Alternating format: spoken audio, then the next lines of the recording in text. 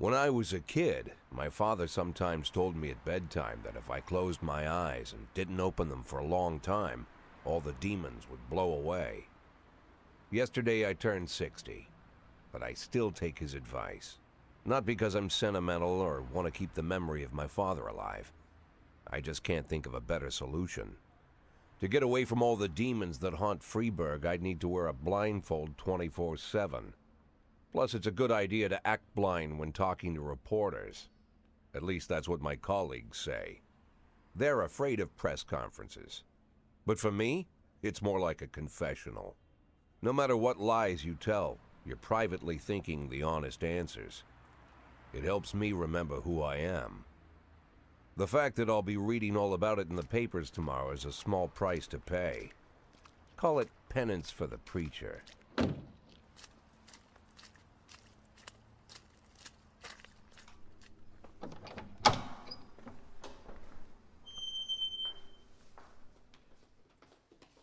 This is the first time I'm afraid of those answers my mind has given me.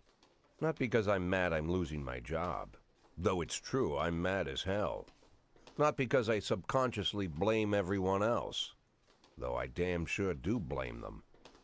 And don't even ask me what my next move is. I can't imagine. But even that doesn't scare me. The worst thing is, I know I'm gonna have to do something. And I'll be damned if I know how far I'll go. I may have a lot of vices, but predictability isn't one of them.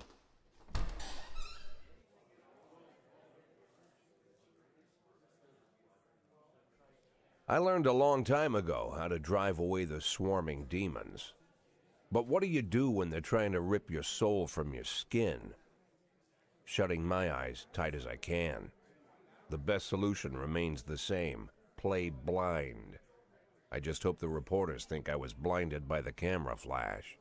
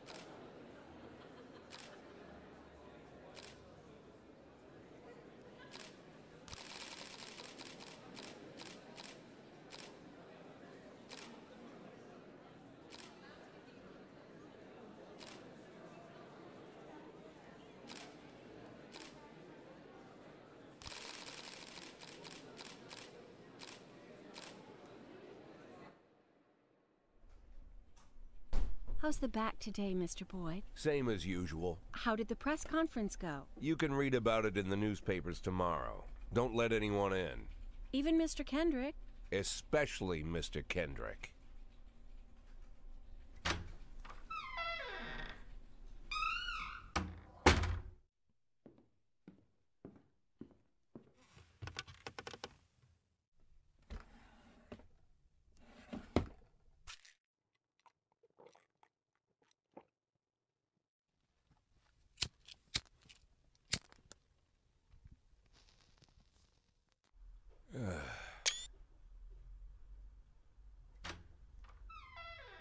As soon as I heard the door creak, I knew what face I'd see.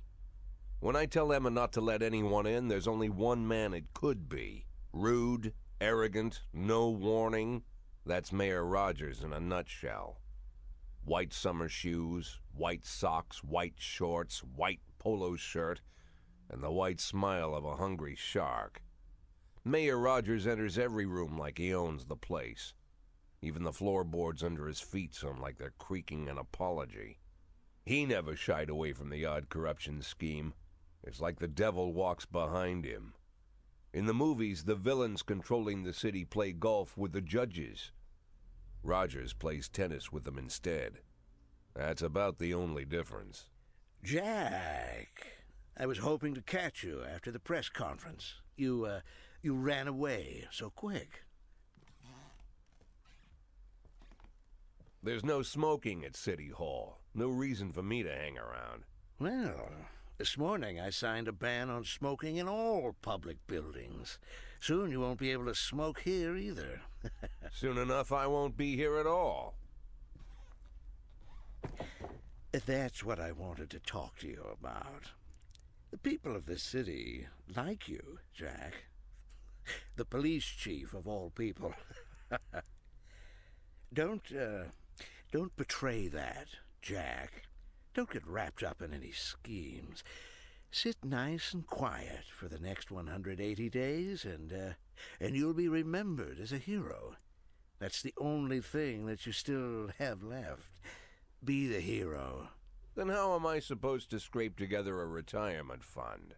You had a million chances to secure a luxury pension, one that even I would have envied, although I've never set aside any money for myself. I'm not planning to retire anytime soon.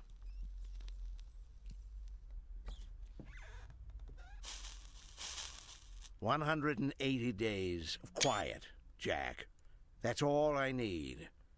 I don't have any problems with you, and you won't have any problems with me. I have a new assistant, Troy Starr.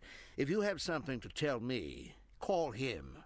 But try not to bother him. He's a busy man." I'll do my best. "And quit smoking up the office. One of my friends will be using it soon."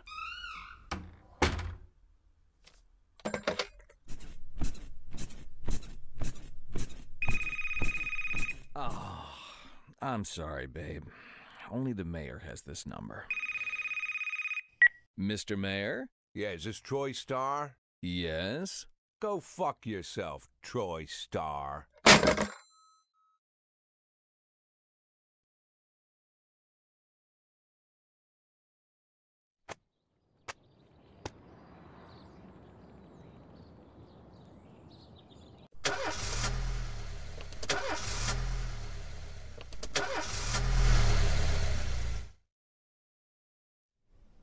Cops don't use the police station cafeteria anymore. There's some kind of stigma against sitting shoulder to shoulder with your partners. Everybody just takes snacks from the machines or grabs a meal and hammers it down in the corner like a vulture on a corpse. The main thing? Don't look into anyone's eyes. Could be construed as an invitation to sit together. The only people eating here are ghosts.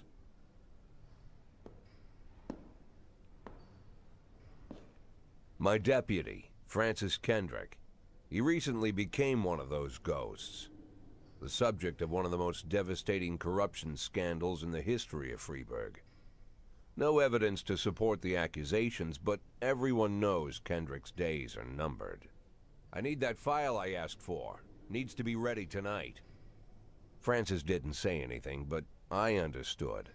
Ghosts aren't supposed to talk. Besides, I got a feeling he was already finished.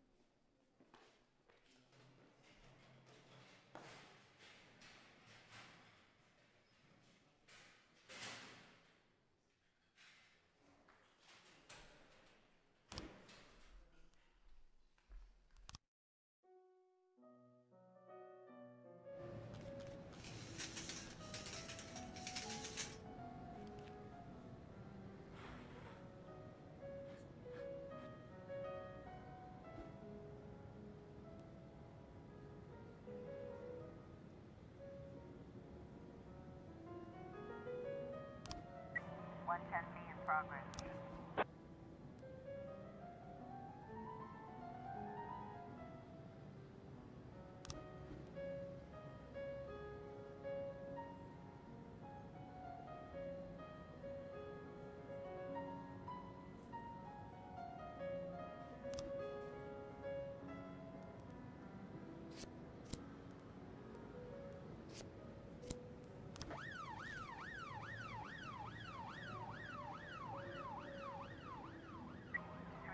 A in progress.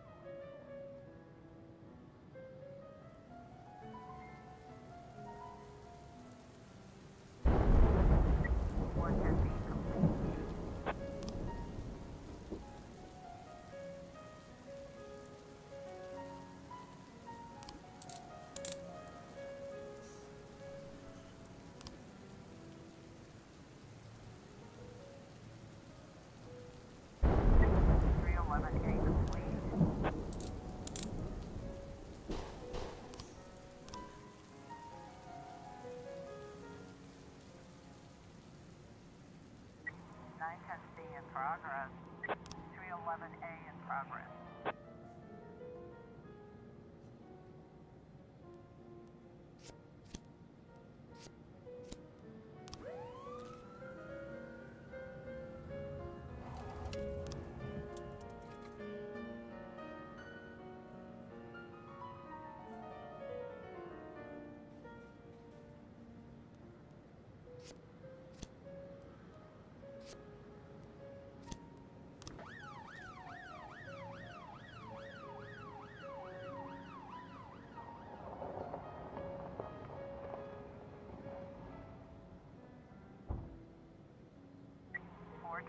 In progress.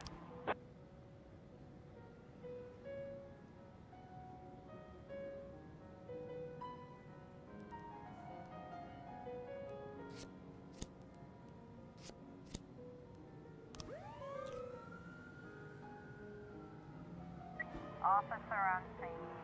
Looks like we have a situation here.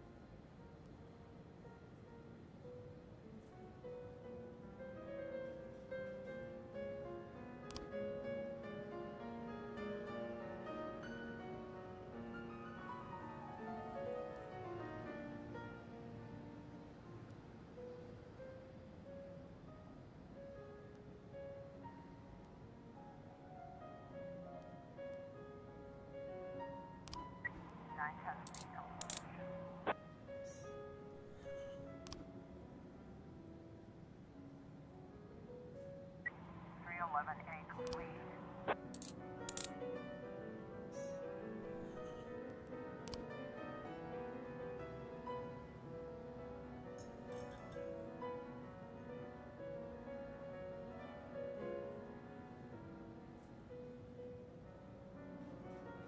Four 12A.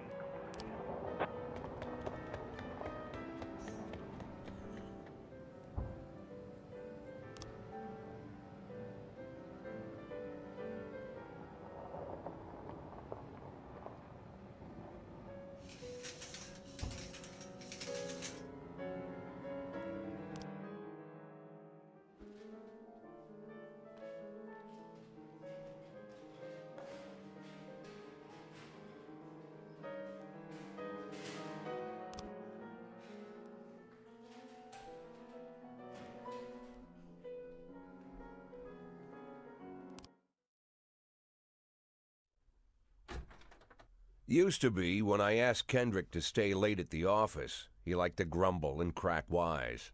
Nowadays, he doesn't have the strength for it. Slumped shoulders, blank stare, wrinkled skin. The past few weeks, I don't hardly recognize my old friend. In his younger years, he reminded me of a gallant royal officer in an old Kipling story. Kendrick isn't just crumbling under the weight of the public pressure, but from the shame of it all. Internal Affairs raided the library he inherited from his grandfather, hoping they'd find buckets of cash stashed in the pages. Heard about the look on his face, the fearless policeman standing helpless in horror.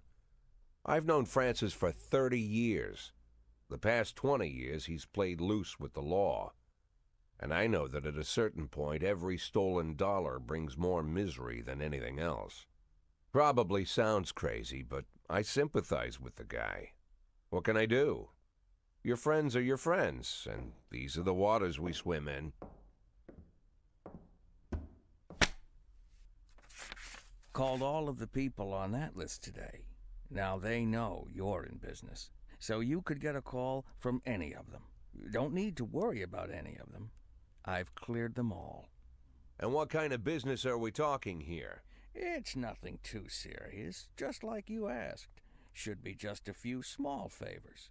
Payments will vary depending on the situation and who you're dealing with. How much are you looking to earn? $500,000. $500,000? Why not a whole million? Because everybody wants to take $1 million. Figured I'd try something different. $500,000 in 180 days? Well, you could earn it all above board if you netted all the big fish and hit all your bonuses. Never knew you for a fisherman. Well, you never got into my business, and I'm not trying to get into yours. But be careful about bringing in any other cops. Sooner or later, they'll put the finger on you. And one more thing, Jack. I remember what you said, but I should probably add one more name to that list. Christopher Sand. Sand. Christopher G. Sand. Everyone knows the name, but few could tell you who he is.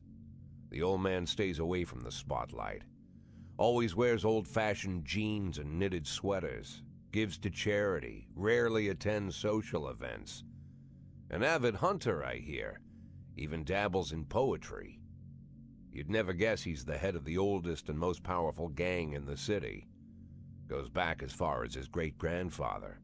And Sand is strict about following the old rules. He rarely involves himself in commonplace murders and robberies. Hardly needs to intimidate anyone to get his point across. The people who work for him each have their sphere. They provide protection where needed, even work with the authorities when they want to make a deal. Meanwhile, Sand pulls the strings without getting his hands dirty. People sometimes mistake his quiet approach. A couple years ago, an arms dealer decided to expand its business without asking permission, and his whole family paid the price. In 4 weeks, Sand killed 31 people. Old men, women, even a few teenagers. And Sand's people made sure every paper reported it. Frank, I don't want to hear you say that name again. Jack, please, listen to me. I'm in with these guys. We agreed, Frank. That's not the kind of business I'm into. I don't go there. Never have, never will.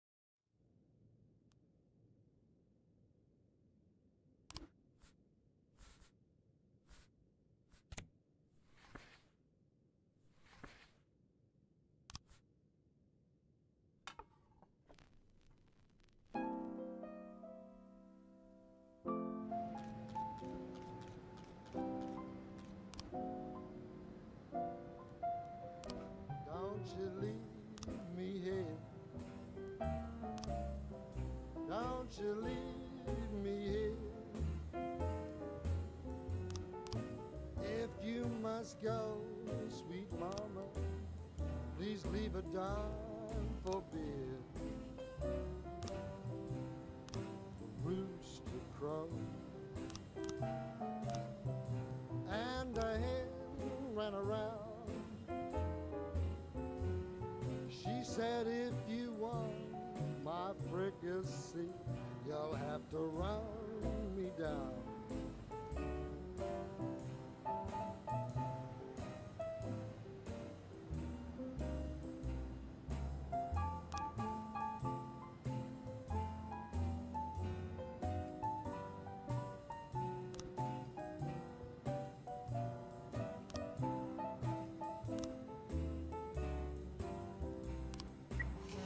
In progress.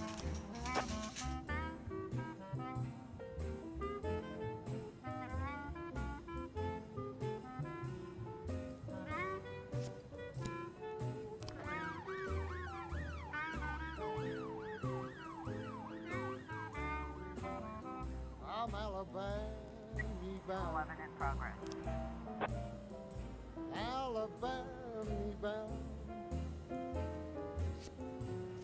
I followed you round from town to town.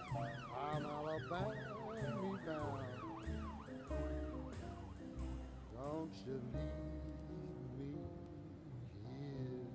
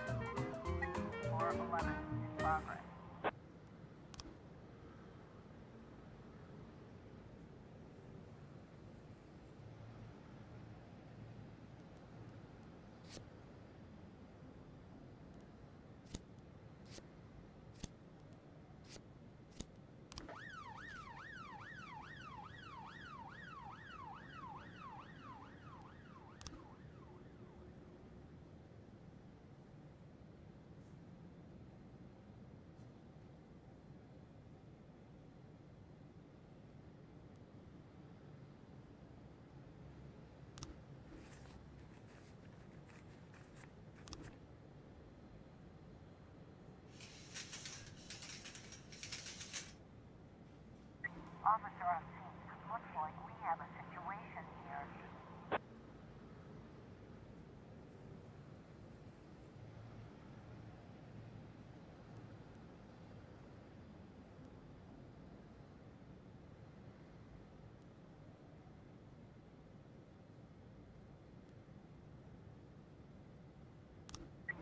1111 feet completion.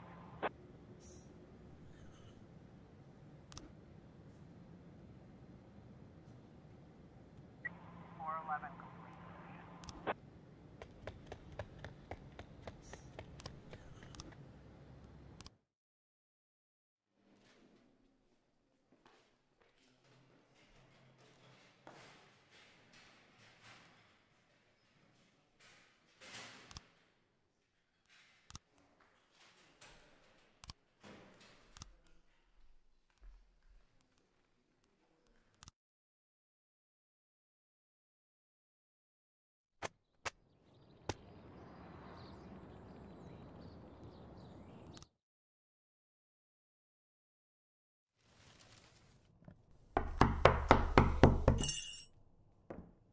Whenever I'm alone at home and there's a knock at the door, I always hope it'll be my wife, Laura. She's always forgetting her keys. Hello, my name is Steve, and you're Jack Boyd, is that right? To get to my front door, the Bible boys walked about a mile from the local bus stop, jumping over mud puddles and skirting a couple of landfills. Laura doesn't go in for religion either. But according to her, these brave lunatics with their fake smiles deserve at least a minute of attention. She patiently listens to them, asks them questions, regales them with pastries, and never once dropping a hint of condescension. When I watch her do it, I've got to admit it gets me. I'd have hugged those boys, sat with them on the porch, and lit up a cigar. But a month after Laura left, all I could do was quietly ask them not to bother me. Today I'm a little rougher still. Shut the door on his nose this time. Another couple weeks at this rate and I'll be greeting anyone who comes close with my service pistol pointed towards the sky, ready to fire my warning shots. In my life, even the basic stuff never goes like it's supposed to. Normally, when a wife is going to leave home, she'll make a scene or at least sit everyone down for a serious conversation. But Laura just disappeared. The children in the stories always stand on the side of the mother, but all three of our sons supported me. The in-laws always blame the husband for making their daughter unhappy. But now Sally, Laura's mother, well, we sort of have a pact. The fellow Laura ran off with is young enough to be her son. I hear he's 30 years old. Of all the possible information a man can know about his wife's lover, I get hit with that.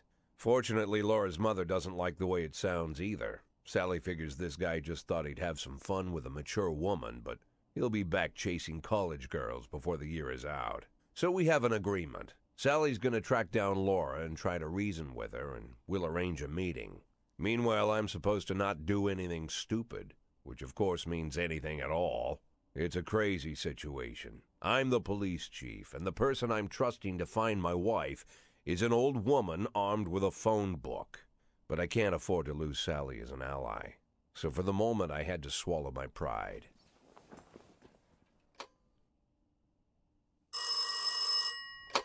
Hello. Mrs. Markham, this is Boyd. Oh, is there any news? That's what I wanted to ask you. Have you found anything? An address, phone number? Have you spoken to her? Don't worry, Jack. I've narrowed the range to 2 suspects, or whatever you like to say at your police building. At my police building, we find people faster than a funny old woman chirping on the phone with my wife's girlfriends. Oh, you're an old man, Jack. Come to your senses. They'd give us straight odds on the street. But I've got more energy, Jack. Maybe you think I'm a foolish old woman, but I go to my book club, argue with the girls about Byron, and it gives me energy. I talk to my dogs, and it gives me energy. And you have nothing, Jack. You don't even have a hobby. You got no passion. It's why Laura left you. Let's not go back into that, Sally. Find my wife, and we can discuss my hobbies later. I'm waiting for your call, and my patience is running thin. Laura, if you've stopped loving me, I'll let you go. I can't expect the impossible from you. Just don't let me die out here, okay?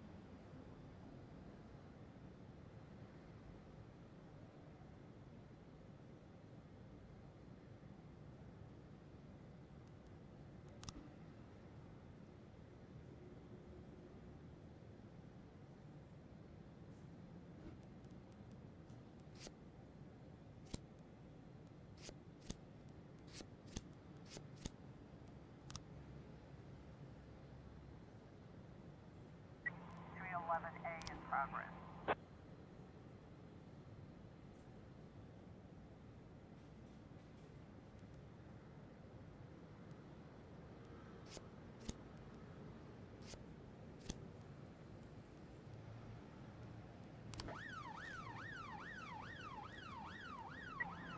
A in progress.